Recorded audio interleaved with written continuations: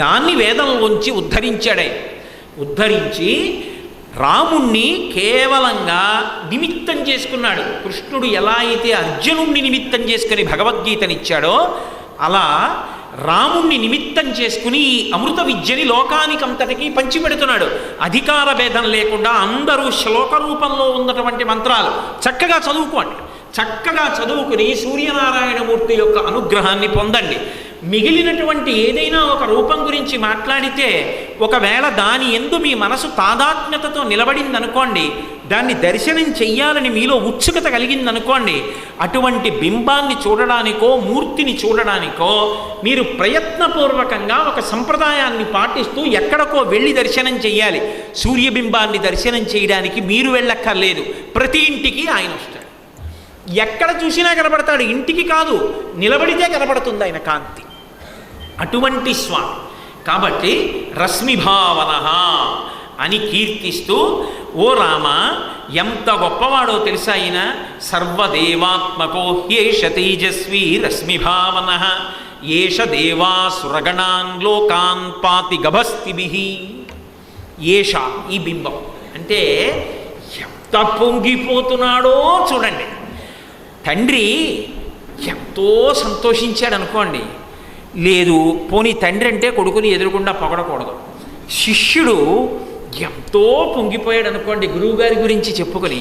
గురువుగారు పర్ణశాలలో కూర్చున్నారు, ఏదో తలుపు అలా కొద్దిగా పక్కకుంది, గురువుగారు అక్కడ ఉన్నారు, తాను కొంచెం దూరంగా ఉన్నాడు. ఆ గురువుగారే మహానుభావం, ఎంత గొప్పవారో తెలుసా. తివిరి అజ్ఞాన తిమిర ప్రదీపముగుచు అవ్యయంబగు బ్రహ్మంబును అనుభవించి భరిత సత్తుండు సత్కర్మ నిరతుడతుల భుసురశ్రేష్ఠుడు అలగుండు బుధనుతు. కృష్ణుడు అంతటి వాడు సాందీపని మహర్షి గురించి చెప్తే అంత పొంగిపోయాడు.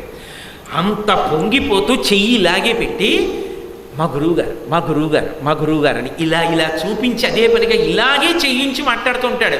ఆ చెయ్యి ఇలా తీసేసి మాట్లాడడం, ఇలాగే పెట్టి మాట్లాడుతుంటాడు. ఇలాగే పెట్టి మాట్లాడినట్లుగా అగస్త్యుడు ఏష ఏష ఏష చూపించి మాట్లాడుతున్నాడు. ఆయన ఎవరో తెలుసా?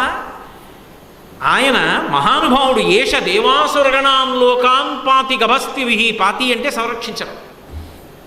ఆయన గభస్తిభిః తన యొక్క కిరణ సముదాయముల చేత కేవలముగా తనని నమ్ముకున్నవారు, తనని ఉపాసన చేసేటటువంటి వారిని మాత్రమే రక్షించేటటువంటి లక్షణం ఉన్నవాడని అనుకోవద్దు.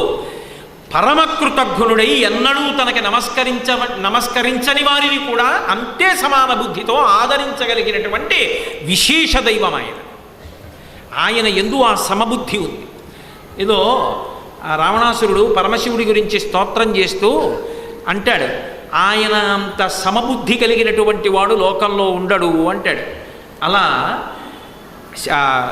సూర్యనారాయణుడు కూడా వీళ్ళు రాక్షసులు కదా, వీళ్ళని నేను ఎలా అనుగ్రహిస్తాను అని కానీ, వీళ్ళు భక్తులు కదా వీళ్ళనే నేను అనుగ్రహించాలని కానీ ఆయన చూడడం. ఆయన అలా చూస్తే కొంతమంది ఉన్న ప్రదేశాలు చీకటిమయాలైపోవాలి.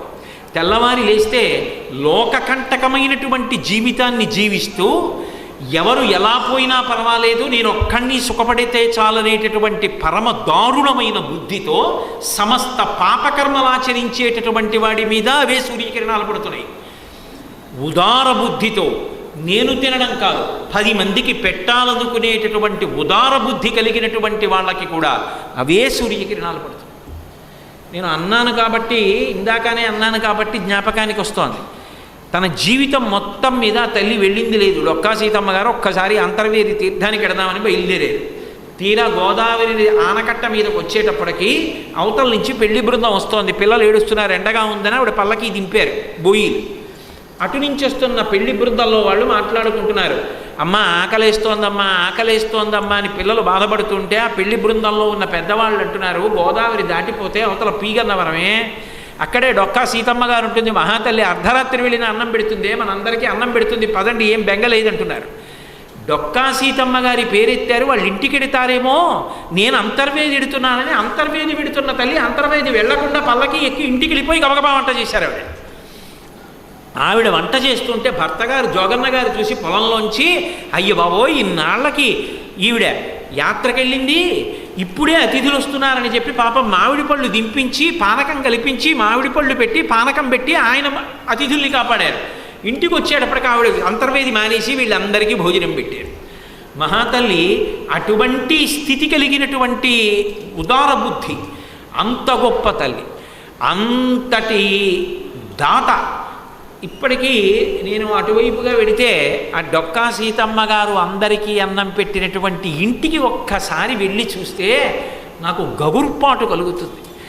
ఏమి మహాతల్లిరా, నిజంగా ఎంతమందికి అన్నం పెట్టిందిరా మహాతల్లి. అటువంటి తల్లి తిరుగాడిన ఇంట్లో నేను కూడా తిరుగుతున్నాను, చాలు నాకు అనిపిస్తుంటుంది ఒక్కొక్కసారి.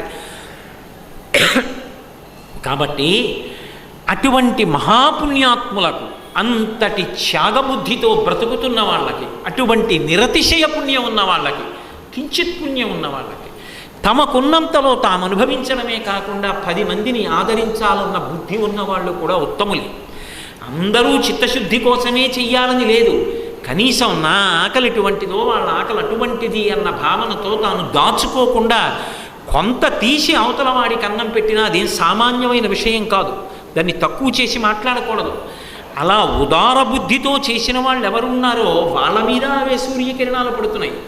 అవతలవాడు అన్నం తింటుంటే వాడి విస్తరి లాగేసి ఆకలి మంటలతో తన్నుకుంటుంటే చూసి నవ్వుతున్నటువంటి పరమ దౌర్భాగ్యుడి మీద అదే సూర్యకిరణాలు పడుతున్నాయి. రాక్షసుల యొక్క లోకములు రక్షింపబడుతున్నాయంటే ఆయనే తన కిరణముల చేత రక్ష చేస్తున్నాడు. ఎందుకు రక్ష చేయాలి? ఒక్కటి ఆలోచించండి. రాక్షసులన్న వాళ్ళు భగవంతుని యొక్క సంతానము కారని నిర్ధారణ చెయ్యకూడదు. సనాతన ధర్మమునకు జీవమైన సిద్ధాంతం ఏమిటో తెలుసా? భయాన్ని కల్పించేవాడు ఎవరంటే పరమేశ్వరుడే, భయాన్ని తీర్చేవాడు ఎవరంటే పరమేశ్వరుడు. విష్ణు సహస్రనామ స్తోత్రంలో ఏమనుంది? భయకృత్ భయనాశన. భయపెట్టేవాడు భగవంతుడే, భయం తీసేసేవాడు భగవంతుడే. ఘోర రూపం భగవంతుడిది, అఘోర రూపం భగవంతుడిది. తప్ప భయపెట్టడానికి ఓడు, భయం తీర్చడానికి భగవంతుడు అలా ఉండరు సనాతన ధర్మంలో. మరి ఆయన భయం ఎందుకండి పెట్టడం అంటే దానికి కారణం ఆయన కాదు. నేను గత జన్మలలో చేసుకున్న పాపము యొక్క ఫలితాన్ని అనుభవించవలసి వచ్చినప్పుడు నేను భయపడవలసిన సందర్భాన్ని సృష్టిస్తాడు. నేను చేసుకున్నటువంటి పాపము వలన ఇటువంటి దారుణమైన ఫలితములు వస్తాయనేటటువంటి శాస్త్రము యొక్క ప్రమాణాన్ని గుర్తిరిగి నేను ఆయనని శరణాగతి చేసినా, భక్తితో జీవనం చేస్తున్నా, నేను భయపడవలసినంత ఉపద్రవాన్ని ఇవ్వకుండా తగ్గించి నేను అనుభవించగలిగినంత కష్టాన్ని మాత్రమే ఇచ్చి రక్షించగలిగినటువంటి అనుగ్రహశక్తి కూడా ఆ పరమేశ్వరుని యందే ఉంటుంది. అందుకే మీరు చూడండి, భగవంతుని యొక్క ప్రార్థనలు చమత్కారంగా ఉంటాయి. ఆపదామపహర్తారం దాతారం సర్వసంపదాం లోకాభిరామం శ్రీరామం భూయో భూయో నమామ్యహం.